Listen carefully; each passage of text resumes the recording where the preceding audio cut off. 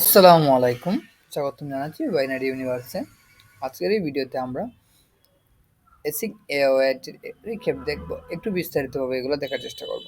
তো এর জন্য আমি এখানে aoid.html নামক একটা ফাইল খুলছি, দেন aoid.js নামক একটা ফাইল খুলছি। তো খোলার পরে এখানে কিছু করছি না, শুধু আমি 4টা বাটন নিয়েছি, বাটনে শুধু নাম দিছি আর aoid.js-টাকে কানেক্ট করছি। aoid.js-টা একটা ফাঁকা অবস্থায় আছে। তো এটা কানেক্ট হয়েছে কিনা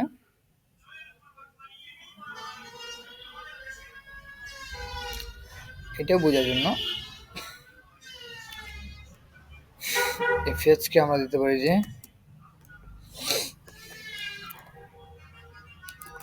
on click load F E load fetch.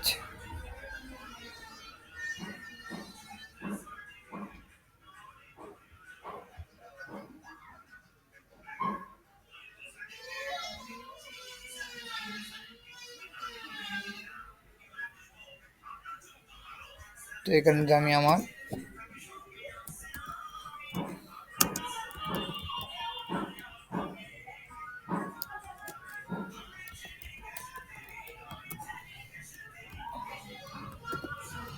Load fetch ফাংশনটাকে call করি, তারপর এখানে একটা ফেচ আনি। যদি আমি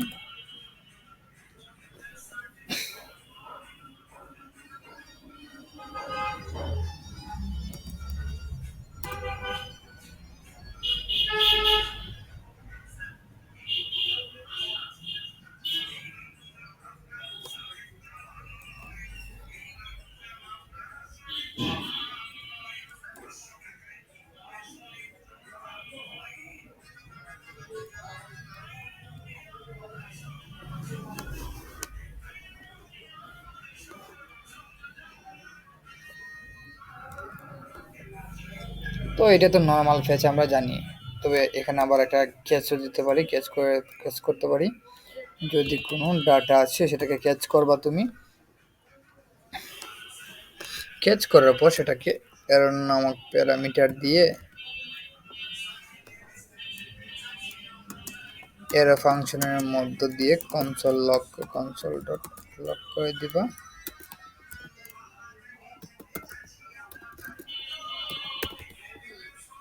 এররটাকে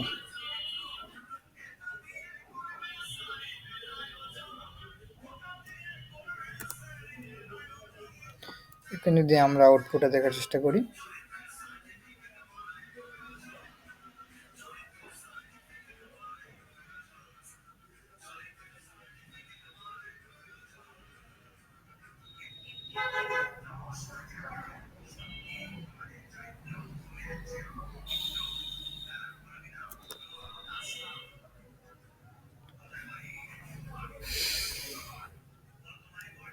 এখানে কনসোল থেকে আমি যদি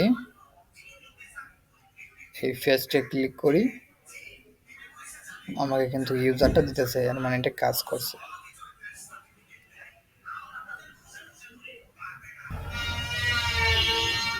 তো এই সেম ফেচের একটা খারাপ উপায় আছে, সেম টু সেম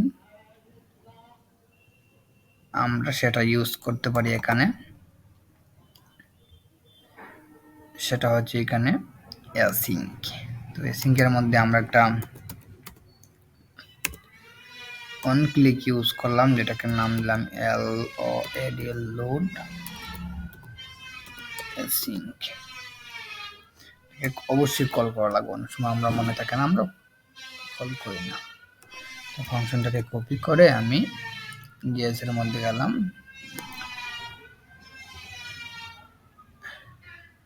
aoid.js। এখানে আমি কি করব,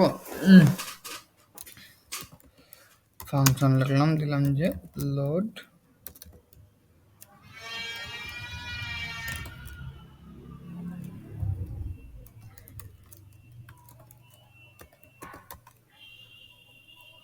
তো এটা অনেকটা ফেচারের মতোই, তবে এই ক্ষেত্রে আমরা কনস্ট্যান্ট যে ইউআরএলটা আছে না, রেসপন্সের মধ্যে রাখবো। আমরা ইউআরএলটা কি, দিলাম যে ফেচ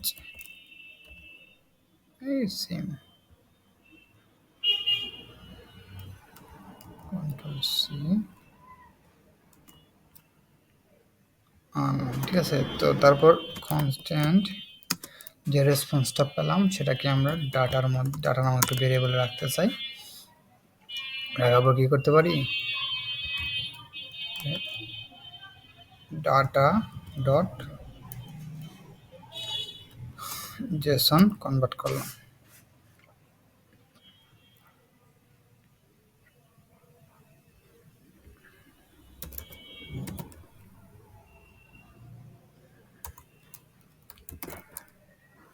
কনসোল ডট লগ ডাটাটাকে কনসোল লগ করে দিতে।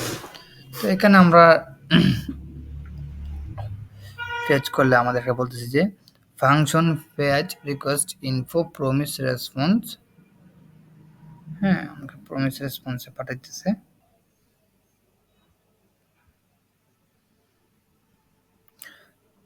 তো এখানে ফেচ দিলে কিন্তু আমাদের অবশ্যই ফাংশনটাকে কি বলতেছে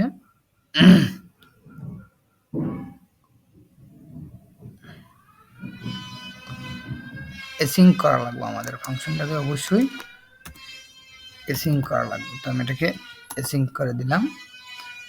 আর সরি, এসিংটা একটু পরে দিয়ে এর ক্ষেত্রে আমি বলবো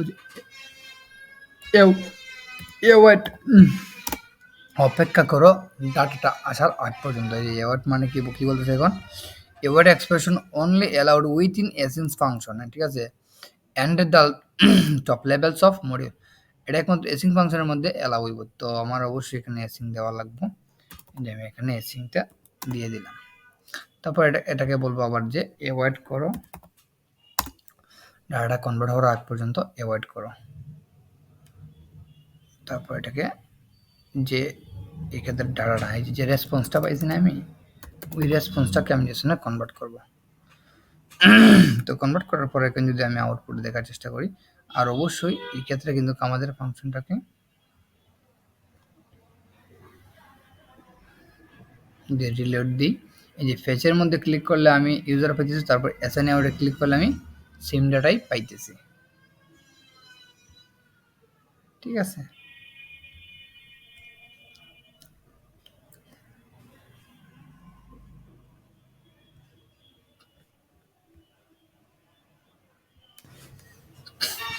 তো আমার ঠিকঠাক মতো কাজ করছে। কিন্তু আমি আরেকটা জিনিস করার চেষ্টা করি, সেটা হচ্ছে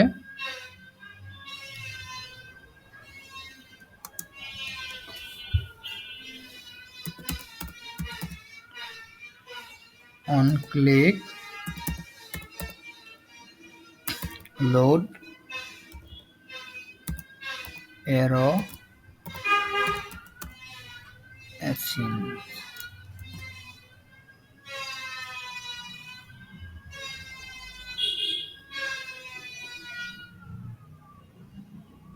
তো এই ক্ষেত্রে এরো ফাংশনটা আমরা লেখার নিয়মটা কি জানি, যে কনস্ট্যান্ট এর ভিতরে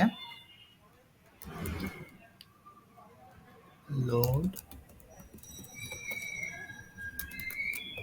এরো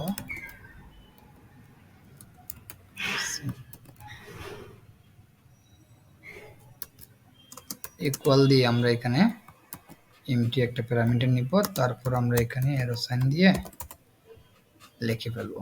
বাকিটা সেম টু সেম, এই এখানে যা যা কিছু হইব আমরা কন্ট্রোল সি দিয়ে কপি করে এখানে পেস্ট করে দিতে পারি। তো সমস্যাটা কি হবে, যে ওয়াইটা সমস্যা করবো, বলবে যে না আমি এসিং ফাংশন ছাড়া আমি কাজ করি না। সেক্ষেত্রে আমরা এসিংটা দিয়ে দেবো এই যে এই প্যারামিটারের সামনে, ঠিক আছে, শুধুমাত্র একটাই পরিবর্তন। তো যদি আউটপুট দেখি আমরা, এটাও কিন্তু ঠিকঠাক মতো এই যে load arrow async is not defined, আমরা এখানে উদয় আর একটা কম দিছি, এই যে এখানে আর একটা দেওয়া লাগবে। এখন রিলোড দিয়ে আমরা ক্লিক করি, সেক্ষেত্রে কিন্তু আমাদেরটা ঠিকঠাক মতো কাজ করছে। তো তারপর আমরা এখানে আর একটা জিনিস দেখতে পাই, সেটা হচ্ছে ট্রাই ক্যাচ।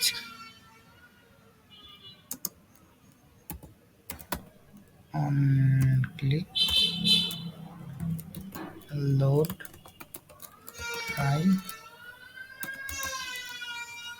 ট্রাই ক্যাচ দিয়ে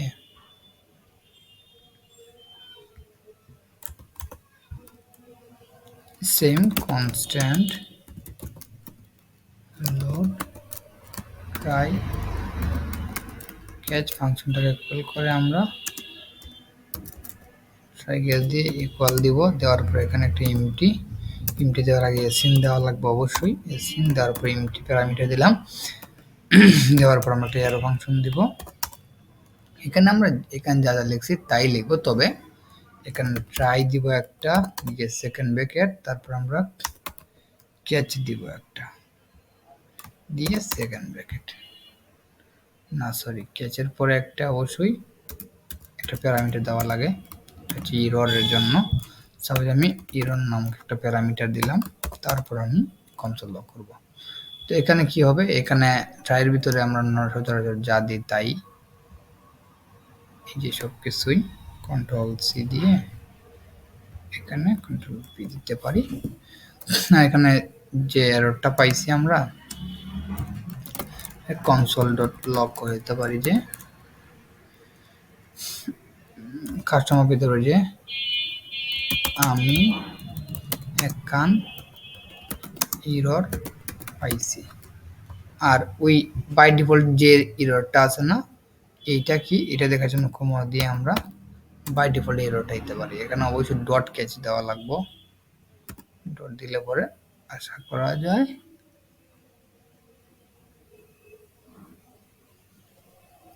ট্রাই ক্যাচ বাই